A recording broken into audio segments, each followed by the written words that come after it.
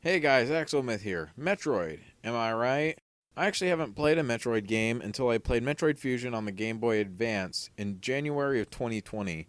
As a Nintendo fan, I am ashamed that it's taken this long to get into the series. I really don't know what I was thinking. So from the great experience I had with that game, I was really looking forward to going back and playing the first game. Unfortunately, I don't have my own footage for this. But Nintendo Capri's son has been so generous into letting me use his footage. I'm such a horrible person. Starting out, this game throws you right in, and it doesn't give you much to work with.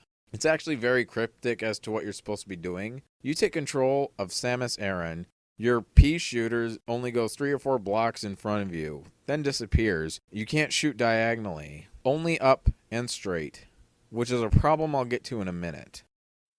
Your objective is to collect upgrades for your suit, spread throughout the world, then beat 2 bosses, Crate and Ridley, then defeat the Mother Brain. When you immediately go to the right, you're met with a wall you can't even go under. Then when you go to the left, you're met with a Morph Ball ability, effectively making Samus a hamster in a ball. But you go right again, and you're introduced to the world of Zebeth. I know it's Zebes, but I just thought the mistranslation was funny. Also from the start, this game looks so gorgeous for a game that came out in 1986. The music sets an eerie tone, everything looks decently detailed. I like the designs in the game. It's just the world design I'm not a fan of. The map is where the game goes downhill for some people. It's so confusing to go anywhere and do anything. It's impossible to navigate unless you have a map, which you can print out, but the only printer I have access to is at work, and that's just something I don't like doing. B, I thought they'd at least have a mini map in the pause menu, giving you some clue as to where you are, and where you need to be going. It's actually something the original Zelda is guilty of too, but I think it's easier to navigate around in the original Zelda. Anyway, in Metroid, there are many places to go from the start. It's really impressive, but things repeat too often. Nowhere is really giving you progress until you have the morph bombs.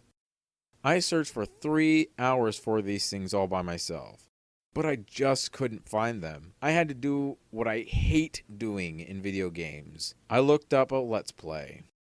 Nintendo Capri Sun's Let's Play, to be specific, which is why I'm using his footage. I thought it was kind of fitting. I'm still a horrible person. But even after I found them, sheesh, I still couldn't figure out anything.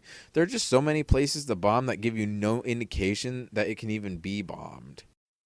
You can either be at a dead end or a place where you can blow up past, but you won't know unless you bomb every single square in every single room. In fact, I was so lost that I followed his Let's Play all the way through, basically step by step. Call me less of a gamer, but if I was going to have the internet pulled up anyway, I might as well have somebody guide me through this rather cryptic mess of a game. But beside the confusing map layout and lack of indication where to go, I felt this game got most of its difficulty from its enemy placement and lack of directional shooting. There are only 2 types of enemies in Metroid, those who fly and those who crawl. If a flying enemy is above you, odds are you don't have time to kill it before it hits you.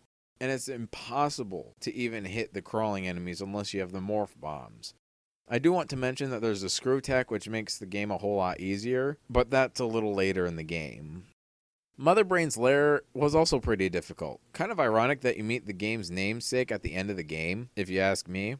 If you have the freeze ray, you'll be alright. Combo that with 5 missiles and the Metroids are dead. Don't let them grab onto you though, because they're difficult to shake off and they suck your health fast. And the more that stack on, the faster your health just depletes and you might as well be dead.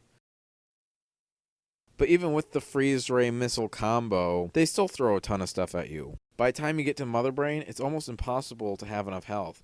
Unless you're good enough, or you're like me, and you cheat because you really don't want to have to deal with it. I'm such a horrible person.